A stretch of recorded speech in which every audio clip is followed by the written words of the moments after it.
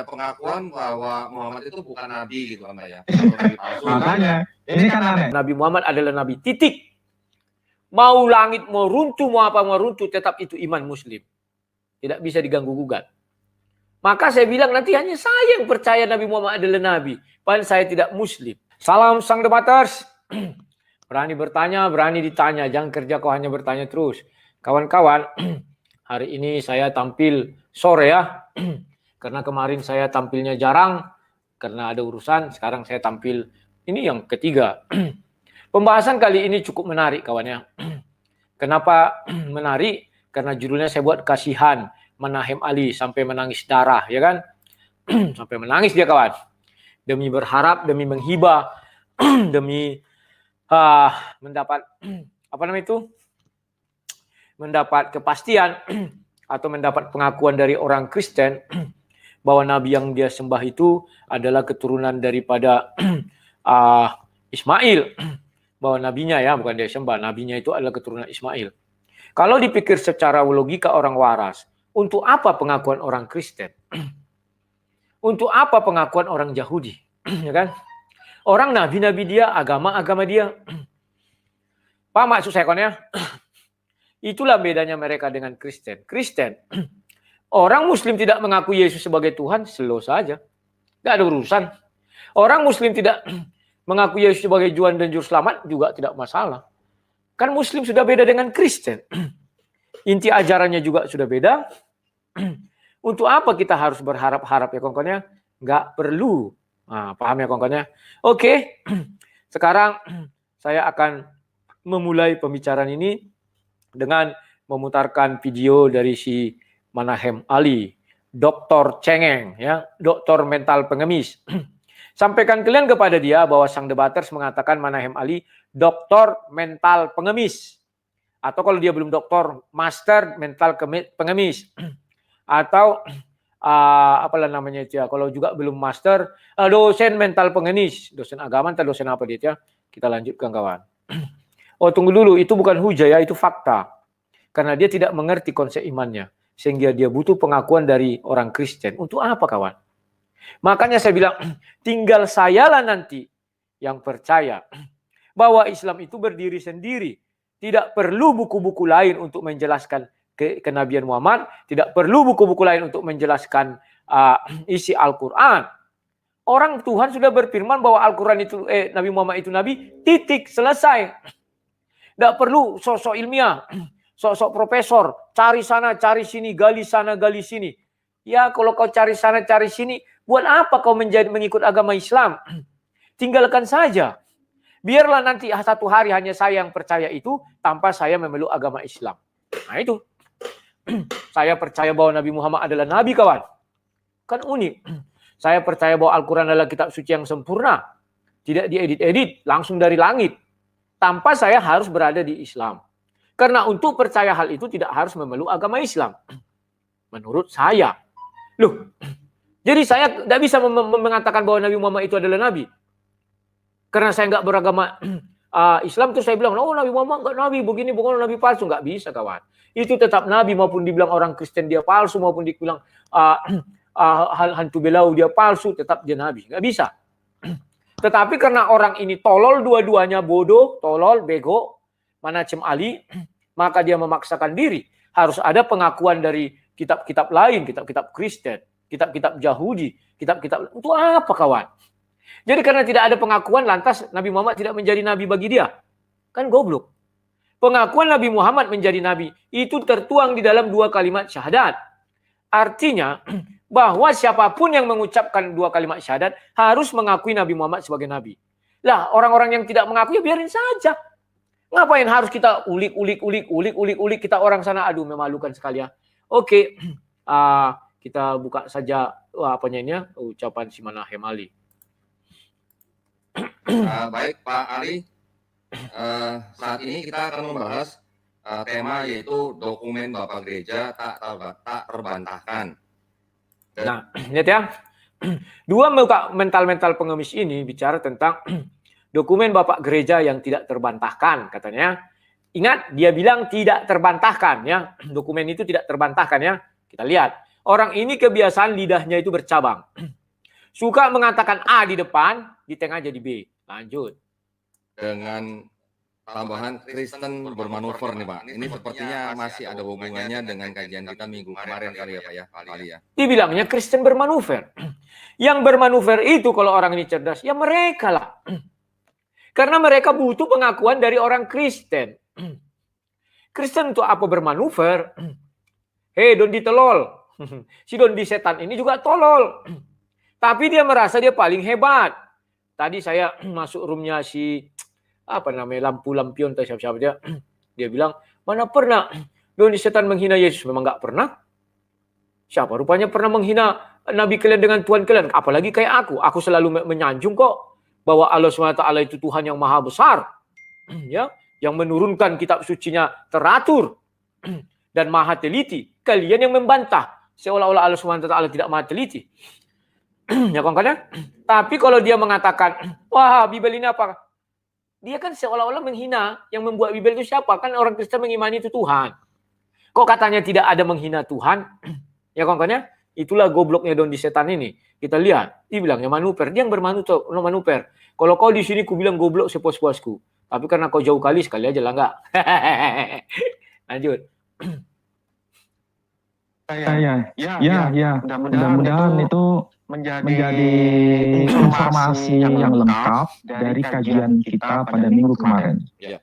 Mungkin sebelum Pak Ali memulai paparannya, mungkin izinkan saya untuk memberikan sedikit tanggapan Pak mengenai tanggapan ya Pak ya dari seorang rektor STT Raja Wali ya Pak ya, Saudara Deki Nagas. Nah, kalian lihat si Dondi setan ini, dia buat syarat berdebat sama dia harus rektor katanya kan. Tadi kalian dengar ya. Kan otaknya itu di dengkul kawan, bukan di kepala. Kalau mau berdebat ya berdebat saja.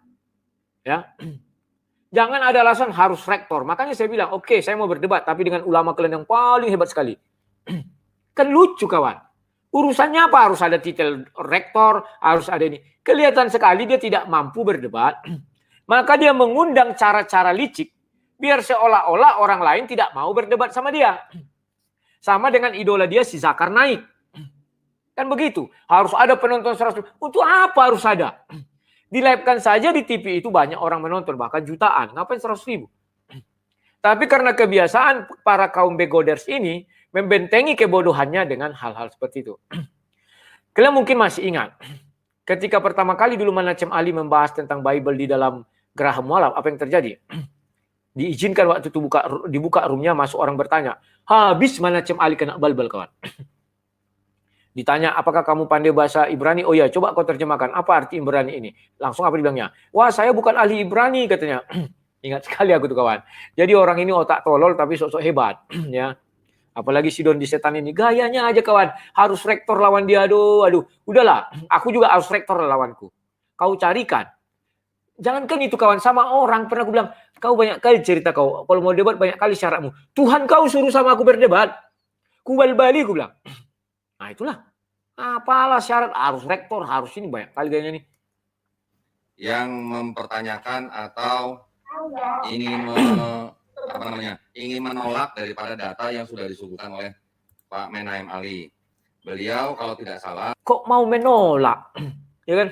Kalau kayak saya kamu bilang misalnya, saya menerima data yang disuguhkan Manacem Ali tidak saya tolak, tapi ingat jangan dipenggal dong. Kalau mengambil sebuah pernyataan orang akan kalau konteks ilmiah kan tidak bisa diambil sepenggal, harus seluruhnya pernyataan itu. Ya sudah. Ya, silsilahnya ada tapi untuk nabi palsu. Paham ya?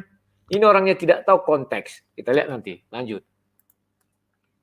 Mengatakan bahwa data-data yang diberikan oleh Bapak Menahem Ali itu tidak valid dengan alasan itu bukan bapak-bapak gereja ya, begitu kurang lebihnya ya Pak ya. Tetapi begini Pak, saya melihat di informasi bahwa yang disebut dengan bapak-bapak gereja itu adalah dari abad pertama sampai dengan abad ke-8 Pak. Itu adalah saya ambil dari sebuah buku yang Kanain ya. Potential Christian Theologians and Bahasa Writers. Inggrisnya juga ini masih yang belum saya lurus. baca ya Pak ya. Jadi kalau kemarin ada semacam pernyataan dari Saudara Deki Nagas bahwa yang disebut oleh Pak, data-data yang disampaikan oleh Pak Ali itu bukan sebagai bapak gereja atau mungkin timingnya bukan untuk bapak-bapak gereja, saya rasa tidak tepat ya Pak ya. Lagi pula saya ingin memberikan pernyataan begini Pak.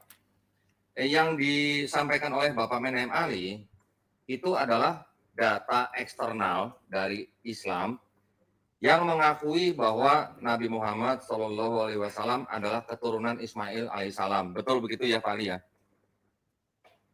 Ya, benar. Nah, Tapi saya agak meluruskan sedikit, bukan dokumen Islam eksternal, tapi dokumen eksternal di luar Islam. ya betul. Maksud saya di luar Islam Pak. Maksud saya. Ya.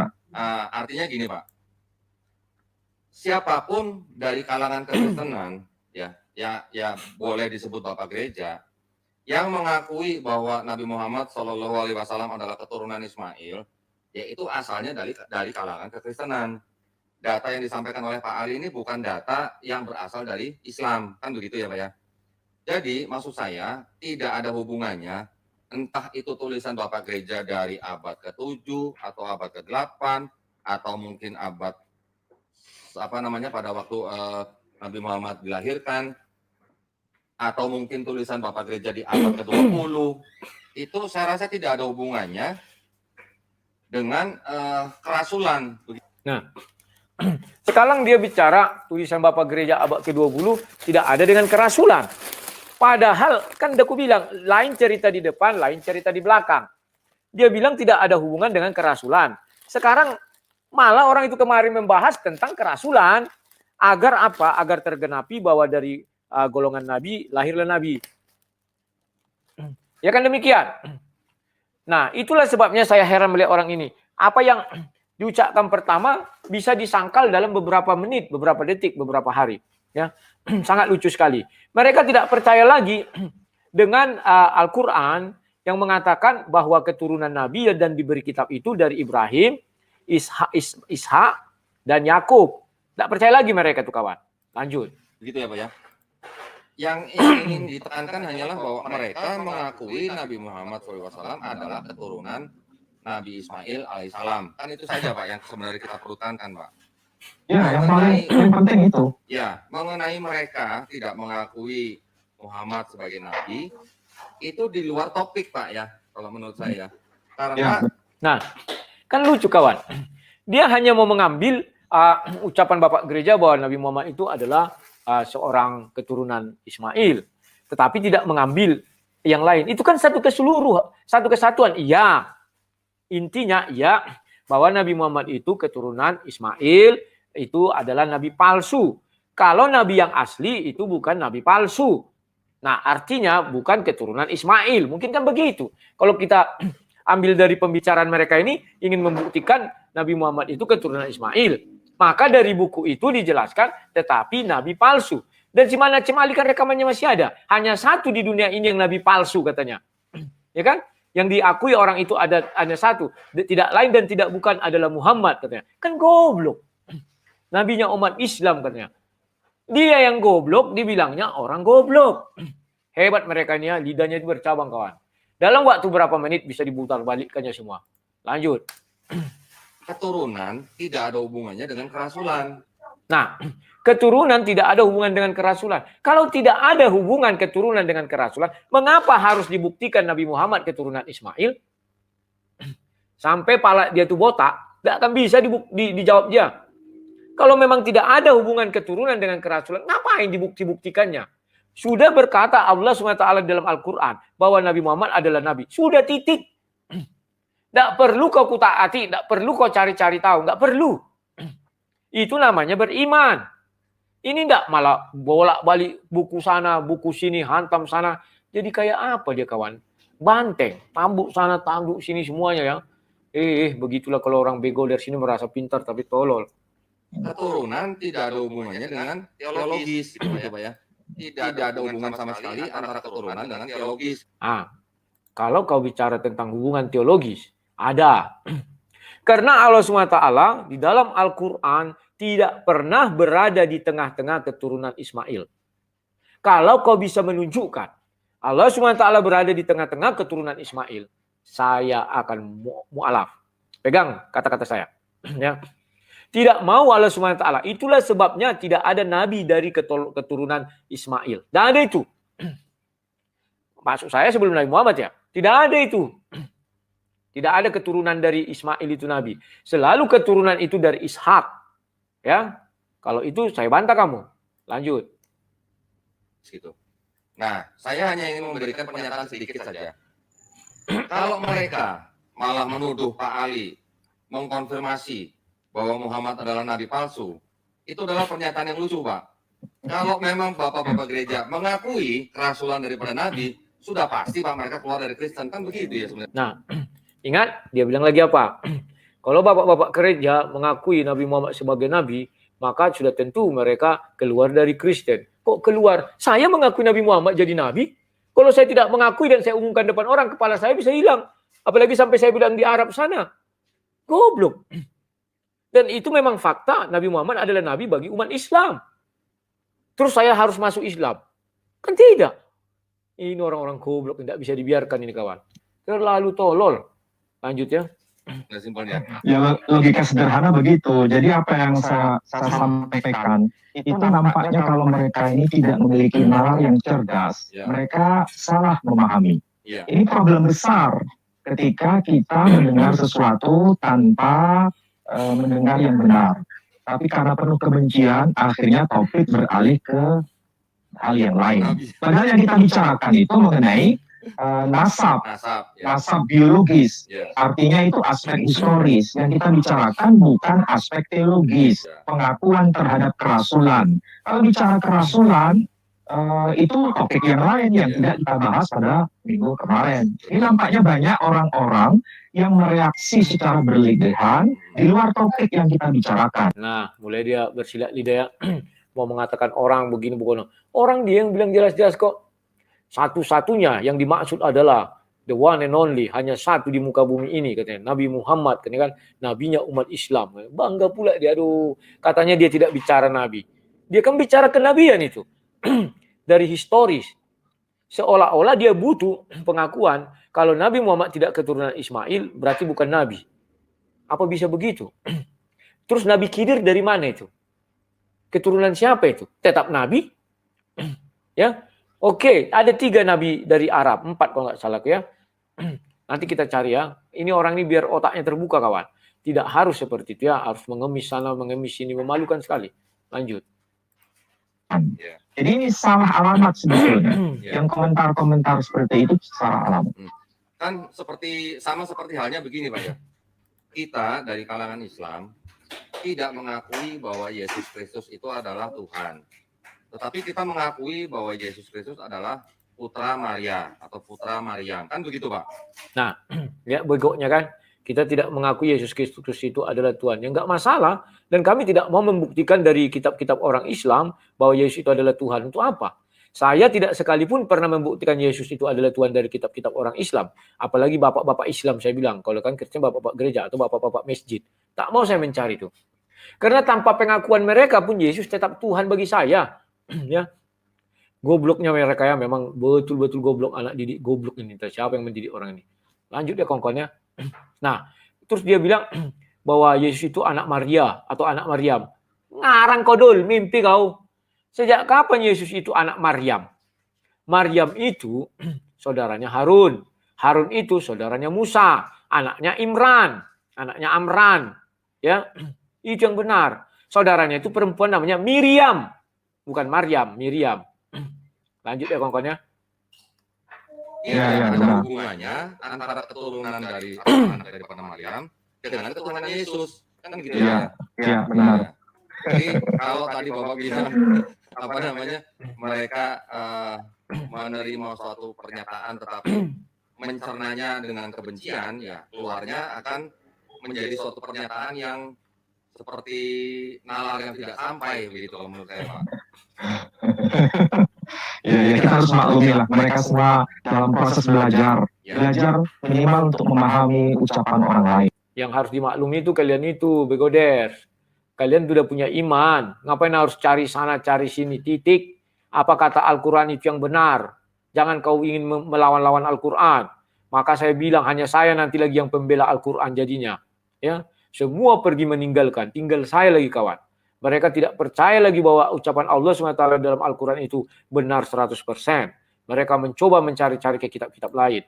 Bahkan sampai kitab, apa namanya dia, kalau ada siapa namanya dia, katakanlah si Udin buat kitab, pasti dibaca mereka itu. Ya, buku-buku. Asal ada mengenai Nabi, pasti dia baca. Lucu kawan. Orang Al-Quran sudah jelas mengatakan, nah, Muhammad adalah Nabi, kata Allah SWT. Titik. Ngapain harus ke sana kemari? Memang lanjut. Ya. Baik, kalau begitu tanpa berpanjang lebar lagi, saya ingin langsung memberikan kesempatan untuk Pak Ali segera memaparkan tema kita pada malam hari ini, Pak. Silakan Pak Ali, waktu dan tempat saya persilakan. Ya, baik, terima kasih Pak Dondi. Assalamualaikum warahmatullahi wabarakatuh. Dan selamat malam bagi para pemirsa yang sudi menyimak paparan-paparan yang selama ini saya sampaikan.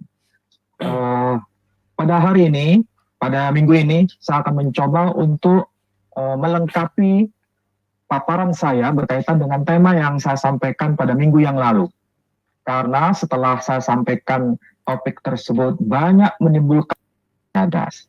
Sebetulnya pernyataan itu terlalu tergesa-gesa.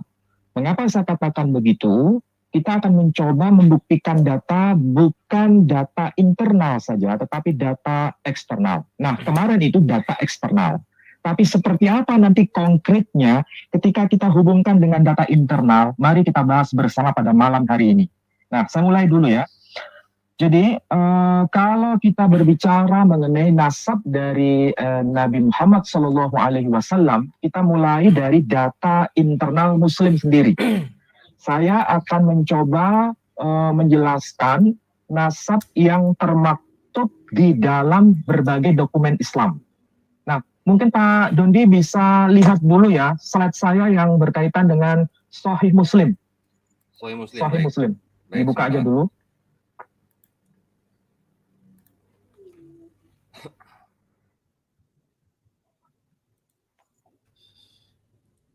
Yang ini Pak ya. Sebentar, saya share dulu Pak ya.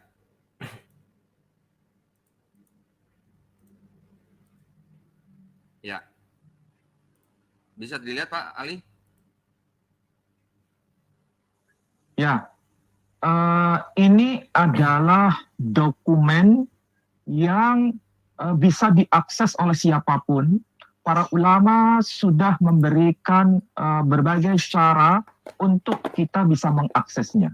Baik awam maupun komunitas terdidik, untuk membaca dalam versi bahasa Arabnya atau membaca dalam versi bahasa terjemahannya. Jadi kitab Sahih Muslim ini sebagai pijakan awal sebelum penjelasan saya yang secara detail. Nah, Sahih Muslim, tentu saja ini kita harus tahu, dalam dunia Islam itu ada Sahih Muslim, kitab Sahih Muslim, dan ada kitab Sahih Bukhari. Saya ambil contoh kitab Sahih Muslim. Mengapa disebut Sahih Muslim? Karena ini merupakan periwayatan hadis yang diterima oleh sebagian besar seluruh kaum Islam, kaum Muslim menerima ini sebagai data yang paling valid. Jadi Sahih Muslim itu kembaran dari Sahih Bukhari. Nah, dalam Sahih Muslim ini ada informasi mengenai silsilah Nabi Muhammad SAW. Kita mulai dari timingnya dulu, Pak Dondi. Ya. Imam Muslim itu wafat tahun 875 Masehi. Ya. Lahir tahun 821 Masehi. Saya ulangi ya. Ya. Kitab Sahih Muslim ditulis oleh Imam Muslim. Imam Muslim itu lahir tahun 821 Masehi, wafat tahun 875 Masehi. Ya. Ini Imam Muslim. Apa yang disebutkan dalam salah satu hadis berkaitan dengan nasab Nabi Muhammad SAW, ini kita bisa baca dan bisa dicek dalam kitab Sahih Muslim. Apa itu? Hadisnya berbunyi, Innallaha astafa Kinanah min waladi Ismail, wastafa Quraisyan min Kinanah, wastafa min Quraisy Bani Hashim, wastafani min Bani Hashim. Jadi ini kalau diterjemahkan secara sederhana, Innallaha astafa, sesungguhnya Allah telah memilih Kinanah. Jadi sesungguhnya Allah telah memilih Kinanah. Maksudnya apa? Innallaha astafa Kinanah, sesungguhnya Allah memilih Kinanah, orang yang bernama Kinanah. Pertanyaannya sekarang, siapa itu Kinanah? Ini yang harus menjadi catatan. Min waladi Ismail. Jadi Kinanah itu keturunan dari Ismail. Ini yang menjadi perhatian kita. Jadi antara Ismail dengan Kinanah itu ada bukti bahwa beliau berdua itu memiliki hubungan nasab antara Kinanah dengan Ismail. Kemudian dilanjutkan, wastafa Quraisyan min Kinanah. Kemudian dia Allah telah memilih Quraisy min Kinanah dari antara keturunan Kinanah. Jadi orang-orang Quraisy ini khususnya nama lain dari Fikhr ya. Quraisy itu nama lain dari Fikhr. Jadi mau disebut Quraisy, mau disebut Fikhr itu personnya satu.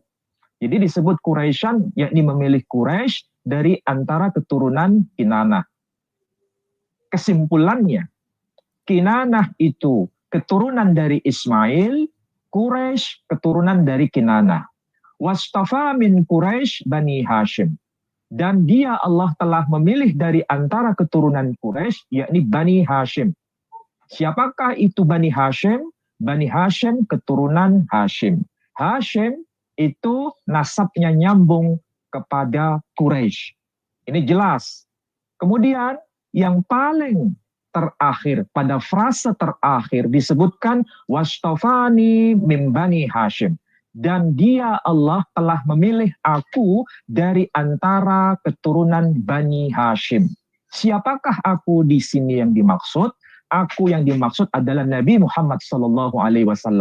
Jadi berdasarkan hadis ini, Nabi SAW, yakni Muhammad SAW, menyatakan dirinya sebagai keturunan Bani Hashim. Bani Hashim keturunan dari Quraisy. Quraisy keturunan dari Kinanah. Kinanah keturunan dari Ismail.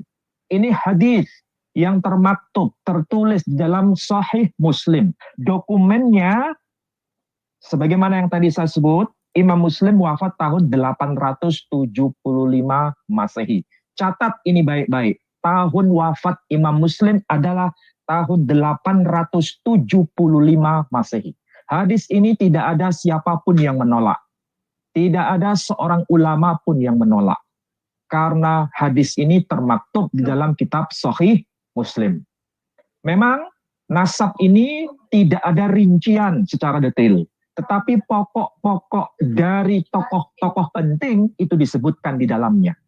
Jadi memang tidak ada urut-urutan A keturunan B, B keturunan C, C keturunan D. Tidak ada rincian seperti itu. Tetapi tokoh-tokoh sentral itu disebutkan dan saling terkait dengan yang lain menjadi satu pohon silsilah dari Ismail sampai kepada Muhammad SAW.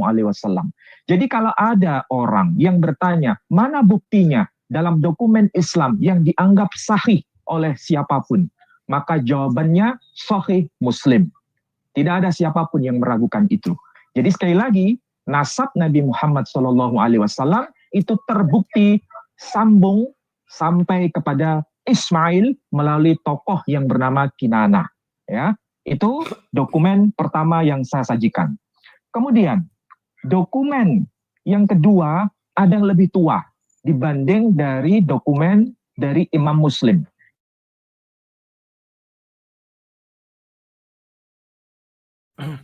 Nah kawan-kawan, kalian sudah lihat apa ulasan Manacem Ali. Dia menguraikan Sahih Muslim ya, 2276. Itu surahnya itu ya. Nah, sesudah itu dia bercerita, tetapi ceritanya lagi-lagi dongeng. Kenapa dongeng? Dia bilang memang tidak ada hubungan terkait. Tidak kayak Bible itu kan langsung berurut-urut sampai ke atas. Oke, sekarang saya buka sebuah situs ya. Situsnya ini punyanya Muslim. Kenapa saya harus membuka itu? Karena saya ingin melaga keilmuan dia dengan keilmuan orang yang ini. Ya, di sini pertama dijelaskan ya. Saya suka baca bahwa Nabi memiliki nama yang banyak. Muhammad, Ahmad, Al-Hawi, Al-Mahi, Al-Akid, Al-Hashir, Al-Mukaffi, Nabiur Rahman, Nabiur Taubah, Katam Nabiyin, Abdullah. Banyak ya.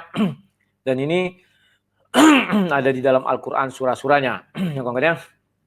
Dan setelah itu kita lihat apakah beliau benar seperti yang dibilang si Manacem Ali, bahwa beliau adalah keturunan Nabi Muhammad. Saya besarkan dulu nih.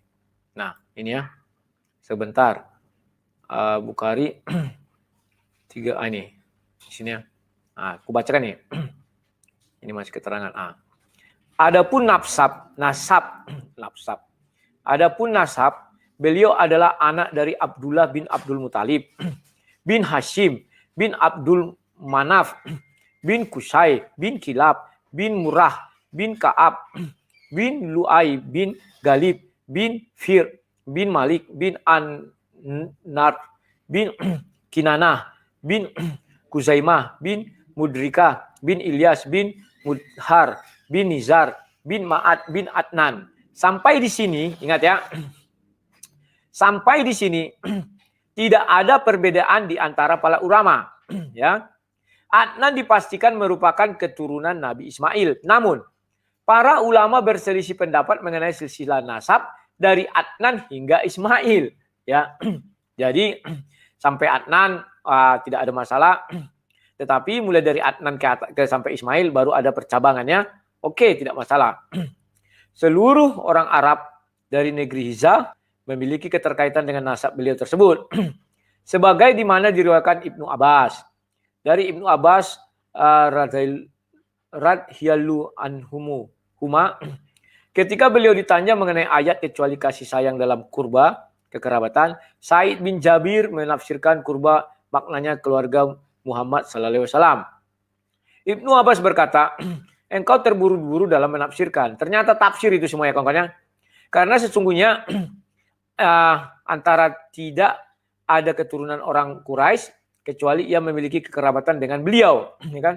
Nah, engkau terburu-buru dalam menafsirkan karena sesungguhnya antara tidak ada keturunan orang Quraisy kecuali ia memiliki kekerabatan dengan beliau. Maknanya adalah kecuali adanya keterkaitan antara aku dan kalian dalam kekerabatan, ya. Kaum Quraisy itu kan kaum penyembah berhala itu mungkin ya. Makanya agak-agak ada sedikit penyangkalan mengenai Quraisy ini. Nasib beliau termasuk adalah nasib yang baik. Dari awal hingga akhir tidak ada sedikit pun terdapat kebejatan padanya. Sebagaimana diriwayatkan oleh mursal dari Nabi sallallahu alaihi wasallam. Aku lahir dari pernikahan dan tidaklah aku dilahirkan dari perzinahan. Tetapi orang-orang apa itu ya? Penebak-penebak Kristen selalu mengatakan Nabi Muhammad lahir setelah 4 tahun ayahnya meninggal. Itu dari mana lah dapat orang itu ya? Kalau aku percaya Nabi ini orang yang mulia, hidupnya mulia ya. Dalam artian aku lahir dari pernikahan katanya. Artinya ada yang menikah maka lahirlah Nabi. Artinya ada hubungan suami istri lahirnya Nabi. Tidak ada itu seperti yang bilang orang 4 tahun baru jadi. Terus siapa nanti yang membuahikan demikian? Itu hanya fitnah murahan. Tidaklah aku dilahirkan dari perzinahan, kecuali ada hadisnya. Mulai dari Nabi Adam sampai pada ayah ibuku. Tidak ada kebejatan, jahiliyah sedikit pun dalam nasabku. Artinya Quraisy itu kan jahiliyah. Ya kan? Maka dalam nasabnya tidak ada katanya. Ya kan? Ini HR, Tabari 4728 ya. Wah, minum dulu kawan. Tadi aku makan kerupuk, jadi agak sangkut. Seru ya kawan-kawan ya. Orang itu sosok bicara hadis ya kita buka.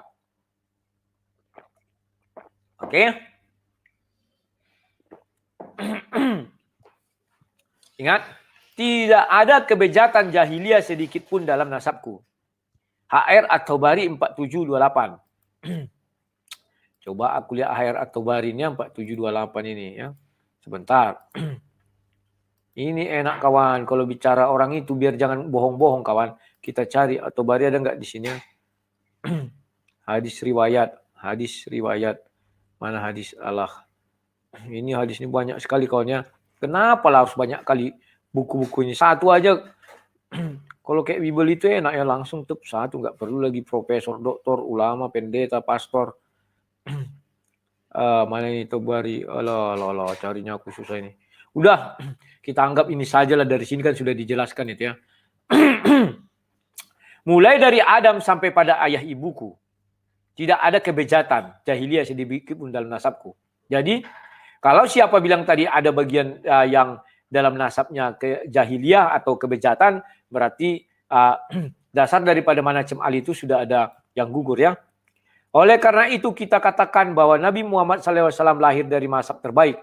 Beliau sallallahu alaihi wasallam bersabda, aku diutus dari keturunan Bani Adam yang terbaik pada setiap keturunannya, sehingga pada kurun di mana aku dilahirkan. Jadi yang terbaik ya. Contoh yang terbaik itu misalnya dari Ismail, yang terbaik siapa anaknya? Itulah lanjut terus ya. Dari Ibrahim, siapa yang terbaik anaknya? Ternyata ada dua. Ya, lahir dari mana lah Nabi ini? Dari kedua-duanya itu ya. Beliau sallallahu alaihi wasallam bersabda, Allah telah memilih Kinanah dari keturunan Ismail dan memilih Quraisy dari keturunan Kinanah dan memilih Bani Hashim dari keturunan Quraisy dan memilih aku dari keturunan Bani Hashim. Ya, ternyata Nabi Muhammad itu bukanlah dari keturunan Quraisy atau Quraisy mungkin itu maksudnya. Ini yang dibilang tadi itu 2276 itu ya, hadisnya itu ya. Demikian paparan sedikit ini, semoga selawat ini. Nah kawan-kawan, kita akan lanjutkan dulu pendapat Manacem Ali ini, karena nanti dia mulai membandingkan umur antara orang Kristen itu dengan umur perawi itu ya kawan-kawan. Kalian akan kubukakan sebuah rahasia biar kalian tahu ya. Kita lanjutkan. Ini Manacem Ali bicara apa? Yakni dokumen yang ditulis oleh Ibnu Sa'ad. Beliau menulis kitab yang namanya Tabaqat Al-Kubra. Beliau lahir tahun 784 Masehi. Tolong dicatat itu. Ibnu Sa'ad lahir tahun 784 Masehi. Wafat tahun 845 Masehi. Wafatnya 845 Masehi. Dalam kitabnya beliau juga menyebutkan bahwa Nabi Muhammad SAW itu nasabnya nyambung kepada Ismail. Ya, nyambung kepada Ismail. Ada rinciannya juga. Kemudian data yang ketiga ini agak lebih lebih mudah ya. Data ini agak lebih mudah, yakni tulisan Imam At-Tabari dalam karya beliau yang berjudul Tarikh Al-Muluk war Rasul. Nah, kalian dengar dia mengakui bahwa semua itu adalah karya. Karya kawan. Bukan hasil penelitian ya kepurbakalaan. Nah, mungkin begitu kawannya, itu hanyalah karya katanya. Untung diakuinya itu karya. Karena kalau hasil kepurbakalaan bagaimana kita merurut sampai ke Ismail? Ya kawan ya. Atau kalau Bible itu kenapa bisa merurut? Ya karena dituliskan di dalam kitab suci. Kalau mereka ada difirmankan Allah SWT, siapa bisa membantah? Tidak ada kan? Inilah yang mereka nggak paham apa fungsinya Allah SWT berfirman. Kalau tidak ada Allah SWT berfirman, maka yang terjadi adalah karangan manusia. Tafsir manusia, hayalan manusia, dongeng manusia. Kalau ada diucapkan Allah SWT itu baru sahih. Atau itulah firman Tuhan. Maka saya selalu mengatakan geli saya melihat orang ini. Lebih hebat dari Tuhan yang mereka sembah. Tuhan yang mereka sembah tidak berani atau tidak ada mengatakan silsilah Nabi Muhammad. Tetapi entah dari mana jalannya mereka bisa menuliskan silsilah Nabi Muhammad. Sama dengan orang Kristen. Orang Kristen andai kata di Bible tidak ada silsilah Yesus. Tidak ada silsilahnya Raja Daud. Maka orang Kristen tidak akan berani mengatakan Raja Daud anak ini. Karena itu kan ribuan tahun yang lalu. Mana ada yang kita yang hidup. Bahkan ahli sejarah pun tidak ada yang hidup. Paham ya? Kecuali pada zaman itu sudah ada catatan sipil atau catatan elektronik. Ya. Ini kan tidak ada kawan. Sekarang aja zaman sekarang catatan kertas dulu itu udah banyak yang hilang. Bahkan ada orang yang nggak tahu lagi silsilahnya. Hanya silsilah berapa generasi. Ya paham ya? Nah kita lanjutkan lagi hal ini kawan ya. Biar kalian makin paham. Abis ini ada satu yang menarik. Itu kitab beliau selain kitab tafsir At-Tabari. Nah, beliau lahir tahun 838 Masehi, wafat tahun 923 Masehi. Jadi ada selisih 100 tahun ya, tidak sampai 100 tahun dari Ibnu Sa'ad. Tapi yang jelas beliau wafat tahun 923. Berarti ini abad ke-10 Masehi. Dalam tarikh At-Tabari itu ada rincian lengkap. Mulai dari Nabi Muhammad SAW sampai kepada Nabi kita Muhammad SAW. Namanya disebut Muhammad bin Abdullah bin Abdul Muttalib bin Hashim bin Abdi Manaf bin Qusay bin Kilab bin Murrah bin Ka'ab bin Lu'ay bin Ghalib ibn Fakhr alias Quraisy. bin Malik, bin Nadar, bin Kinanah, bin Khuzaimah, bin Mudrikah, bin Ilyas, bin Mudar, bin Nizar, bin Ma'ad, bin Adnan, bin Udad, bin Zaid, bin Yaqdir, bin Yaqdum, bin Hamasa, bin Nabat, bin Haidar, bin Ismail. Lengkap itu. Disebutkan rinciannya. Itu dalam dokumen Tarikh At-Tabari. Nah, lihat kan, tadi sudah dia akui bahwa itu karya At-Tabari, bukan karya Tuhan, bukan firman Tuhan, dan bukan hadis kawannya, hadis yang disampaikan Nabi Muhammad, bukan urutan-urutan itu. Nabi Muhammad hanya bilang di surah hadis tadi itu bahwa dia adalah hanya menjelaskan keturunan Kinanah itu Muslim 2276. Allah telah memilih Kinanah dari keturunan Ismail dan memilih Quraisy dari keturunan Kinanah dan memilih Bani Hashim dari keturunan Quraisy dan memilih aku dari keturunan Bani Hashim ya. Memilih Bani Hashim dari keturunan Quraisy. Allah telah memilih Kinanah dari keturunan Ismail. Quraisy dari keturunan Kinanah. Bawahnya Kinanah dan keturunan Quraisy dan aku memilih dari keturunan Bani Hashim ya. Jadi Nabi Muhammad hanya bercerita di hadis itu kawan, hanya 4 tingkat. Ya, Ismail, Kinanah, baru Quraisy, Bani Hashim dan Nabi Muhammad 5 tingkat. Ya. Sementara di At-Tabari tadi yang dia bilang itu karya kata dia kan, itu sampai banyak tingkat kawan, berapa ya. Artinya kawan, yang diucapkan Nabi Muhammad di sini kalah. Kan dibilang itu Allah berfirman, kan ini. Coba. Begini cara melihatnya kawan ya. Dokter-dokter tolol ini memang susah. Tidak tahu apa-apa pun. Kan dibuat sini. Allah telah memilih. Allah telah memilih kan. Nah artinya Allah di sini yang berbicara. Kepada Nabi Muhammad. Sementara yang disebutkannya tadi Tabari itu karya kata dia kan. Masa karya manusia melebihi firman Tuhan? Firman Tuhan hanya bilang Ismail, Kinanah, Quraisy, baru Bani Hashim, baru Nabi Muhammad. Ya, ada 5. Sementara karya manusia itu banyak sekali, bisa diurut-urutkan ya kan, luar biasa kawan. Kalau Allah di situ ya, memang orang ini lama-lama tinggal aku lagi yang percaya Allah itu maha teliti. Di sini Allah nggak teliti mau dibilang mereka kawan. Masa hanya 5 ya kan? Kita lanjut lagi ya kawan-kawannya. Apa yang dikatakan si Manacem Ali, karena belum sampai pada puncaknya. Nanti kalian kubukakan sesuatu hal yang menggelikan sekali juga. Nah, ada dokumen yang lebih tua yang nasabnya ditulis lengkap sebagaimana yang ditulis oleh Imam At-Tabari, yakni ditulis oleh Ibnu Hisham. Ya, Ibnu Hisham. Ibnu Hisham itu wafat tahun 833 Masehi.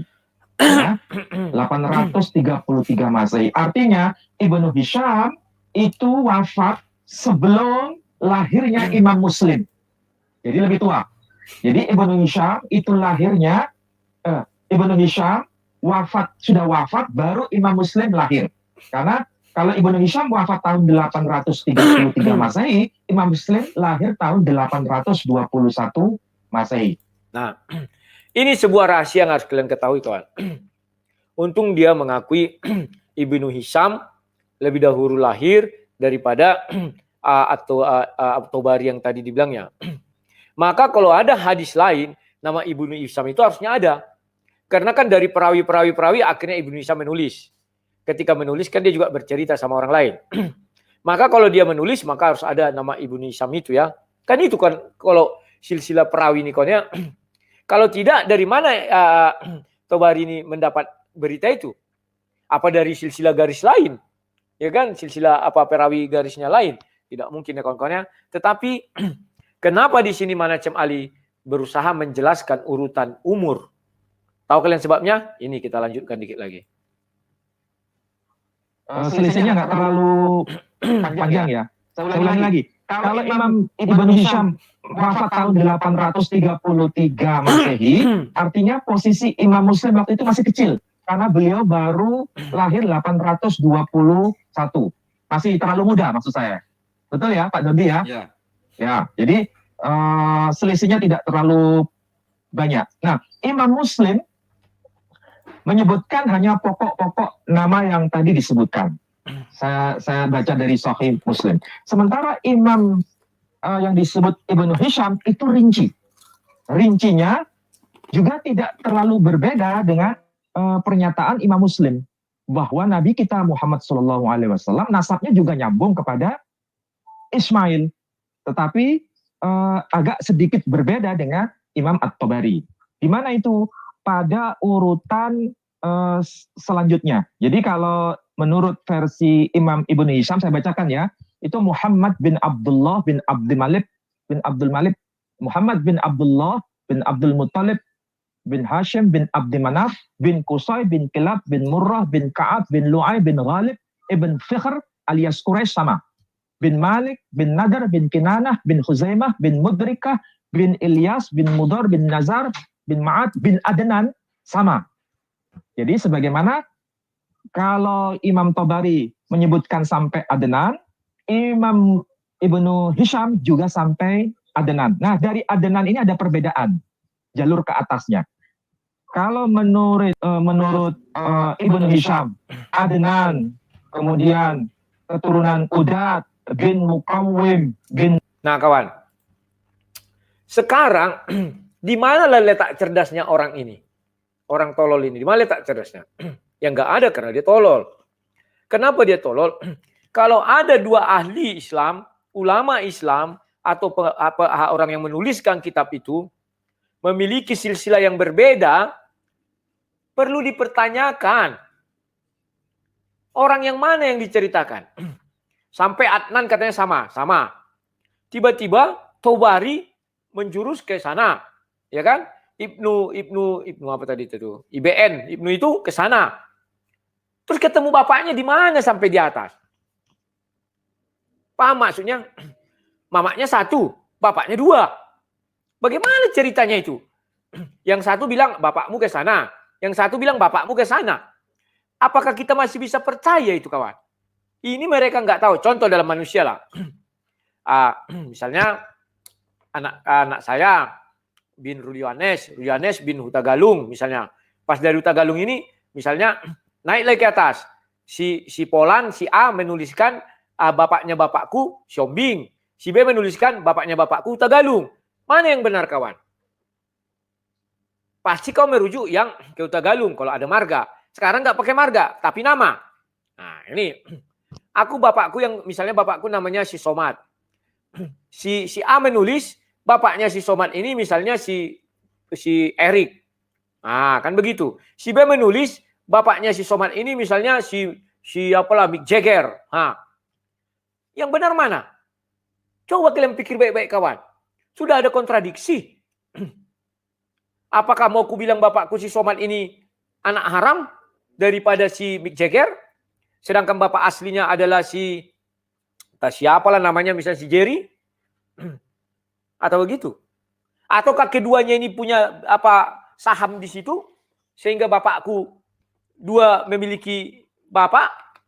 Ya kan? Nggak mungkin, kawan, nggak mungkin. Atau jangan-jangan di sini kalian mau mengatakan bahwa ada poliandri. Satu wanita, dua bapak, dua suami. Hidup dalam satu rumah. Kalau poligami kan satu laki-laki istrinya banyak. Ini poliandri. Makanya aku bilang pendapat manusia jangan kalian dengar. Dan apalagi diakui Simana Cem Ali, itu karya katanya. Dengarlah pendapat Allah SWT. Titik, selesai. Dan tidak perlu kita mencari-cari, aduh kayak orang ini mengemis sekali. Kalau dibilang Allah SWT Nabi Muhammad adalah Nabi, selesai, titik. Nggak perlu keturunannya harus ada dari si Ismail. Nggak perlu. Ya, sekarang kita lanjutkan dikit lagi. Sudah dapat poin yang penting berikutnya ya. Poliandri ternyata kan. Karena tidak mungkin satu manusia itu berbeda bapaknya, ditulis orang. Maka dua orang ini harus dibawa ke pengadilan, tentukan siapa bapaknya. Atau tes DNA. Kan demikian kawan ya. Kalau tidak mau ditentukan ya sudah. Poliandri, selesai. Lanjut. Nahur bin Tarif bin Ya'rub bin Yasjud bin Nabat bin Ismail. Tetapi intinya sama. Intinya sama bahwa itu nasabnya nyambung sampai kepada Ismail. Antara yang Nah, yang penting nyambung kawan-kawan. Ya nasab saya juga sama. Bahwa saya keturunan si Nuh. Kan selesai. Loh kok bisa sang debater mengakui dia ke sang debater keturunan Nuh? Iyalah, setelah air bayi itu tinggal 8 manusia yang hidup. Nuh, istrinya, anaknya 3 dan 3 menantunya. Nasabku dari si Nuh. Selesai. Bagaimana nyok orang-orang ini? Yang penting intinya sama. Tetapi ketika sampai nenekku kok berbeda. Untung nggak bapakku yang berbeda. Ya kan? Nasab yang satu mengatakan misalnya bapakku si Jerry. Nasab yang satu mengatakan bapakku misalnya si Mick Jagger. Sinting. Terus itu jadi pembenaran.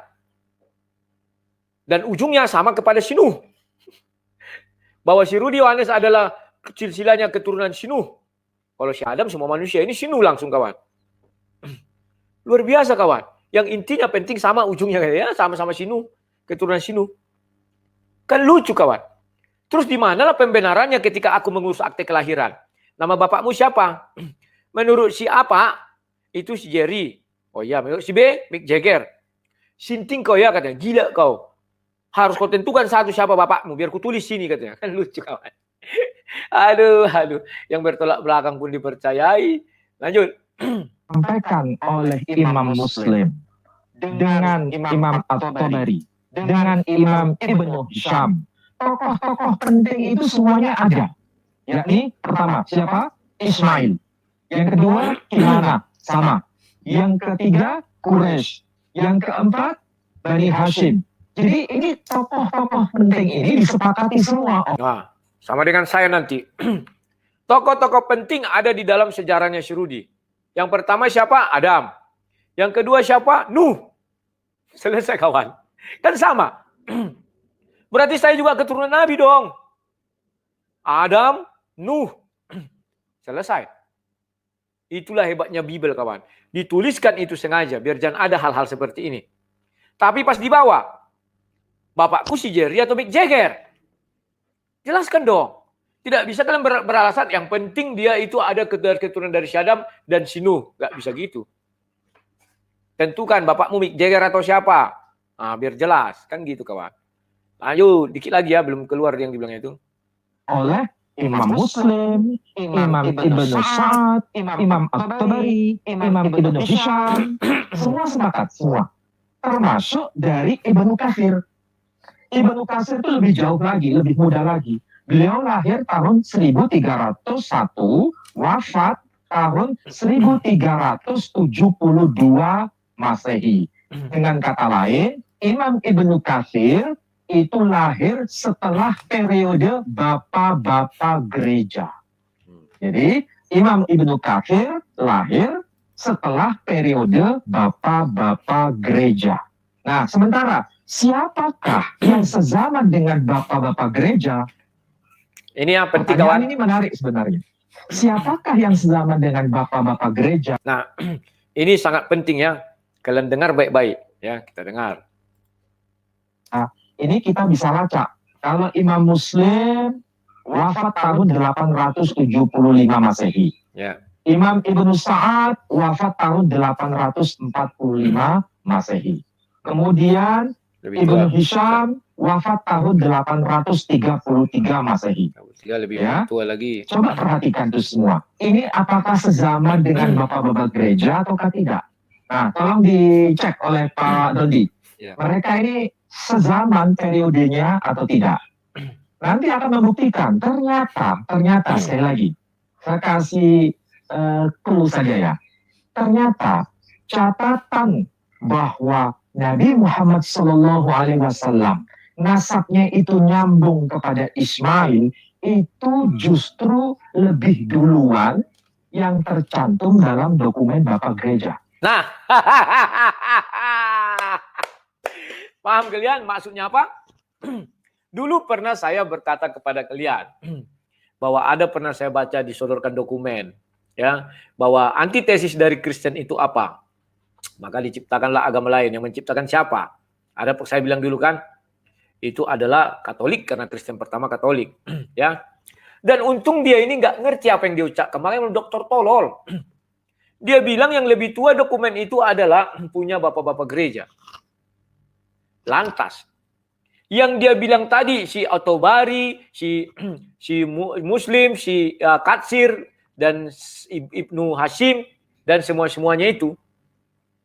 Dari mana mereka mendapat pengetahuan tentang silsilah itu? Allah SWT tidak berfirman lagi. Kenapa tidak berfirman lagi? Kalau Allah SWT berfirman lagi, maka dia Nabi. Nabi terakhir penutup adalah Nabi Muhammad. Sementara di Al-Quran tidak ada diceritakan silsilah itu. Sementara di kitab-kitab Islam pun tidak ada diceritakan silsilah itu. Malah si Manasib Ali mengakui silsilah itu yang tertuanya dari Bapak Gereja. Siapa Bapak Gerejanya? Kita lihat sedikit lagi. Sambil contoh. Theophanes.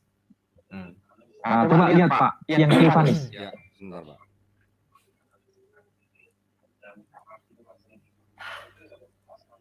Yang ini ya Pak? Ya, yang Theophanes. Jadi beliau lahir tahun 750 berapa? 759 ya. Ya, sampai Ya. 18. Perhatikan baik-baik tahunnya ya. Ya. Theophanes lahir tahun 759 Masehi. Wafat tahun 818 Masehi. Ya. Ini dokumen Bapak Gereja loh ya. Ya. Ya. Perhatikan baik-baik. Sementara dokumen Islam, ulama-ulama Islam yang menyusun nasab Nabi kita Muhammad SAW seperti Imam Muslim itu wafat tahun 875 Masehi. Lahirnya itu 821 Masehi. Ya. Nah, kawan-kawan, lihat di sini bahwa Theophanes itu 759 dia lahir, 818 dia meninggal, ya. Dan dia bilang contohnya Muslim itu lebih jauh lagi lahirnya ya, sekitar 879. Artinya setelah meninggal Theophanes baru Imam Muslim itu ada. Kan demikian. Kita lanjut dikit lagi ya. Nanti kalian tahu bagaimana tololnya Prof. Dr. Bodo ini ya. Enaklah memaki-maki dokter jadi tolol karena memang tolol. Sebenarnya itu bukan memaki tapi fakta. Kalau faktanya begitu. Lanjut ya. Jadi lebih dulu mana antara Imam Muslim dengan Theophanes? Lebih dulu Theophanes ya? Nah, lebih dulu Theophanes, Bapak Gereja yang bernama Theophanes. Itu Imam Muslim ya. Lahir tahun meninggal itu Imam Muslim belum lahir Pak. Nah, coba kan perhatikan itu ya. Jadi ini baru satu orang. Kita lihat lagi misalnya Ibnu Sa'ad.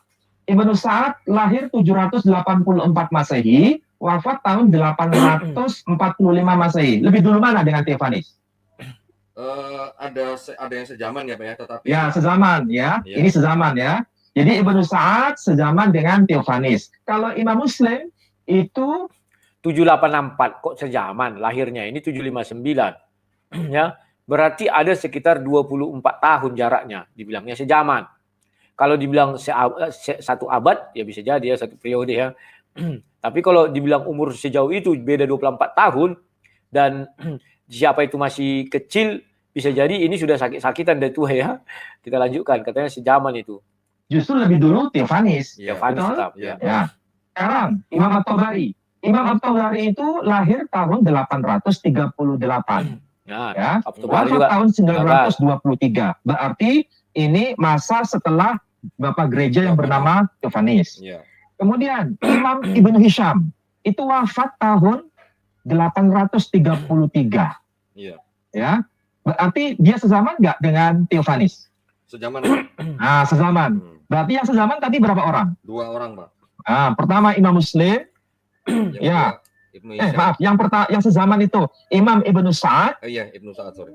kemudian Imam Ibnu Hisham. Iya, betul. Yang tidak sezaman dengan Theophanes, artinya mendahului Theophanes. Tadi Imam Muslim berapa? 821 sampai 875 Pak. Nah, berarti mana lebih duluan? Theophanes kan? Theophanes lebih dulu ya. Ah, oke. Sekarang Ibnu Katsir, oke. Ibnu Katsir itu wafat tahun 1372. Kesimpulannya apa kalau begitu? Kesimpulannya Nah, lihat. Kesimpulannya apa? Kalau begitu kan ya kan. Inilah doktor tolol. Kita lihat kesimpulannya apa ya. Kalian biar lihat kawan. Kualitas-kualitas dolor. Saya bisa berdebat tapi harus dengan rektor. Rektor lautut nih. Kita dengar ya. Nah, berarti mana lebih duluan? Theophanes kan? Theophanes lebih dulu ya. Ah, oke. Sekarang Ibnu Katsir, oke. Ibnu Katsir itu wafat tahun 1372. Kesimpulannya apa kalau begitu? kesimpulannya sederhana. Imam Ibnu Sa'ad membuat dokumen nasab Nabi lengkap, ya. Kemudian Ibnu Hisham membuat dokumen nasab Nabi lengkap. Itu sezaman loh dengan Theophanes. Perhatikan itu yang Theophanes. Coba dibaca itu. Bagaimana penjelasannya? Nanti coba saya jelaskan. Ya. Di sini karena bahasa Latin ya Pak ya.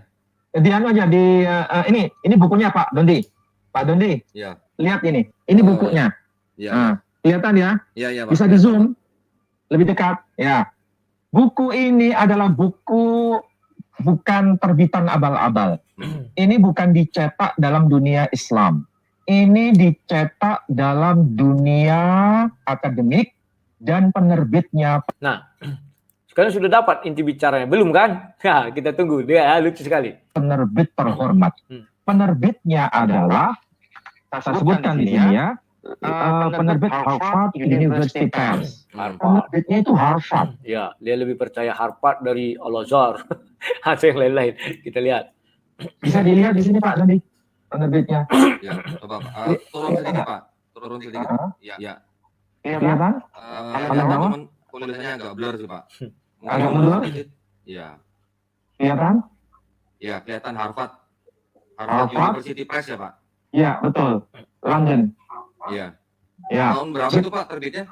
Tahun 2018 penerbitannya, Oh, ya. ya. Tapi ini dokumen-dokumen lama yang diterbitkan, dokumen-dokumen lama dan ditasih istilahnya apa ya?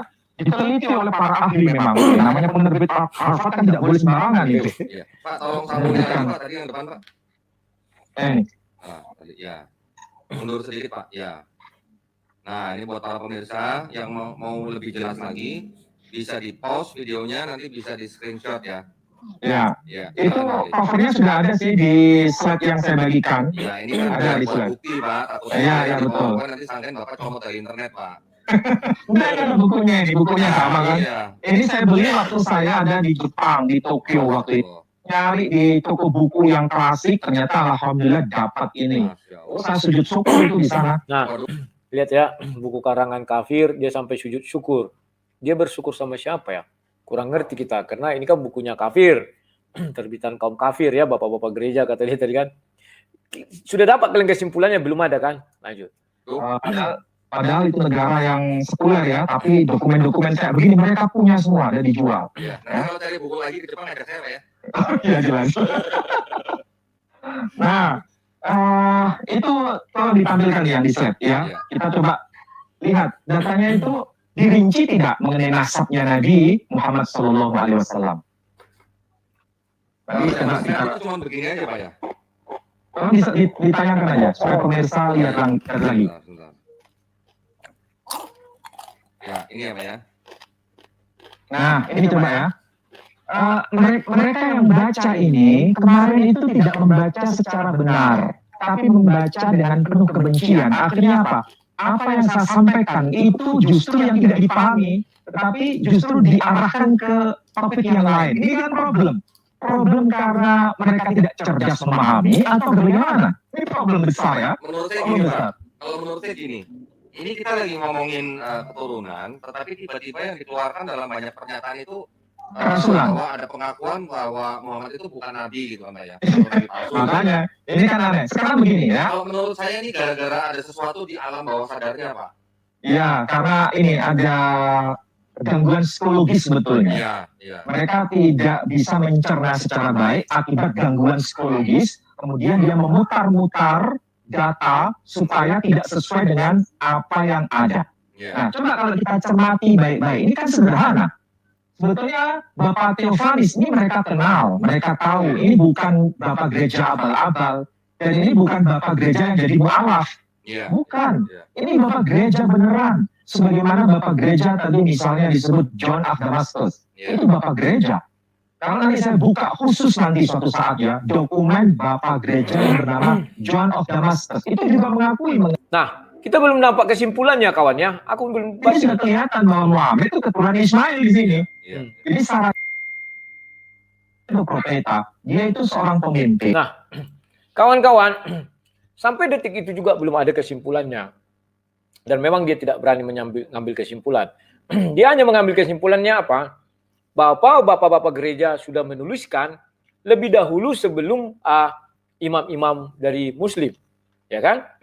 Ada tadi Otobari dan segala imam Muslim dan Ibnu Katsir dan sebagainya.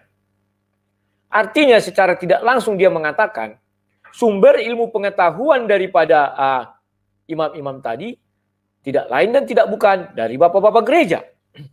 Goblok ya. Bukan dari hadis Rasul. Artinya apa? Boleh dikatakan apa yang mereka katakan hadis benar apa tidak? Sebentar, ya kawan-kawan aku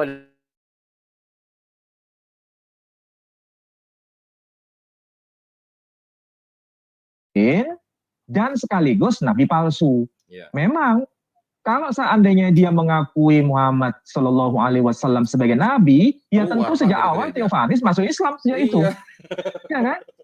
Kan begitu maksudnya. Iya. Justru karena dia disebut bapak gereja, sampai sekarang pun disebut bapak gereja, karena dia mengingkari Muhammad Shallallahu Alaihi Wasallam itu seorang nabi, itu lain persoalan.